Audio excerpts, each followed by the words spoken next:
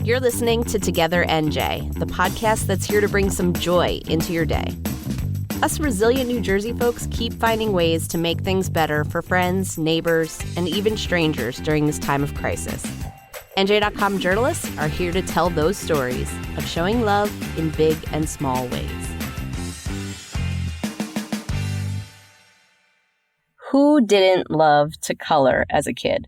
Break out the crayons and go to town.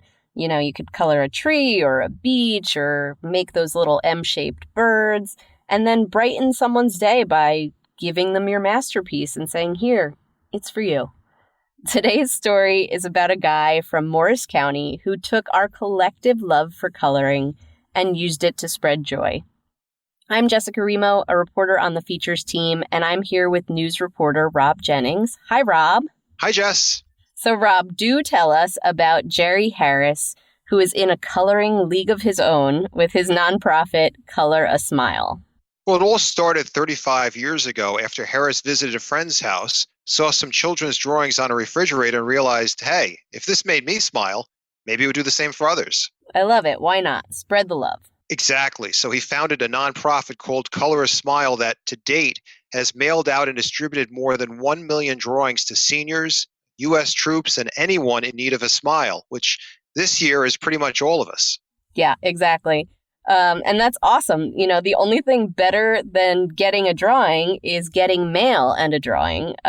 So how can folks volunteer as artists? It's amazingly simple. Anyone who likes to color can choose from among hundreds of page designs uploaded by Color a Smile or create their own design. When finished, contributors mail the drawings to Color a Smile, which uses an office in Morristown, and Harris takes it from there. Okay, so what does he do? Does he walk up and down the street, passing out drawings to anyone looking glum?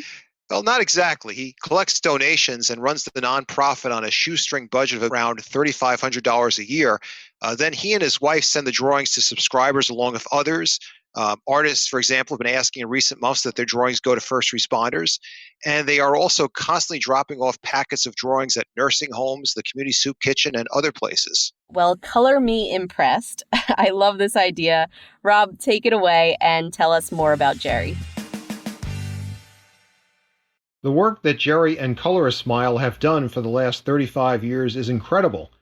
Mostly, he says, because of the reactions the drawings get and the personalized touches that make them so special to the recipients. Nobody doesn't like a nice crayon drawing.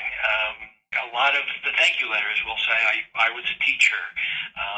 This brings me back. Or they'll say, I remember when my grandkids I don't get colorings anymore. My grandkids are older now. I'm so glad that you're sending these to me. Overseas, some of the troops will just say, this brings me back, and we're glad that kids are thinking of us. So, there's little messages across the top. Have a nice day. Happy Valentine's Day. We're thinking of you.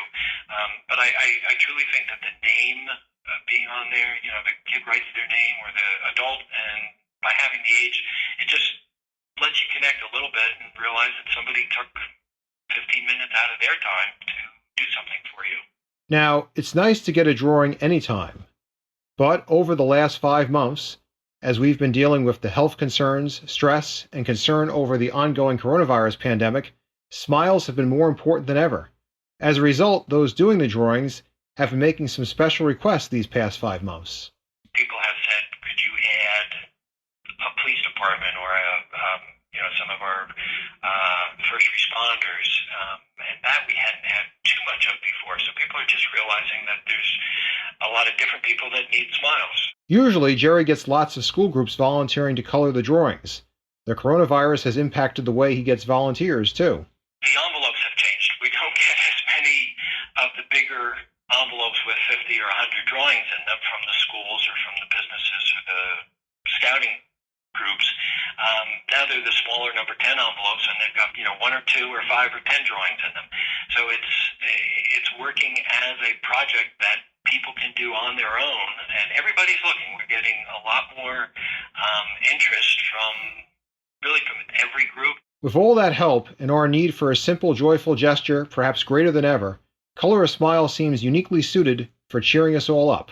We've kind of always felt that it was a great volunteer program to provide things for people to do do on their own, at their kitchen table. That's what we always called it.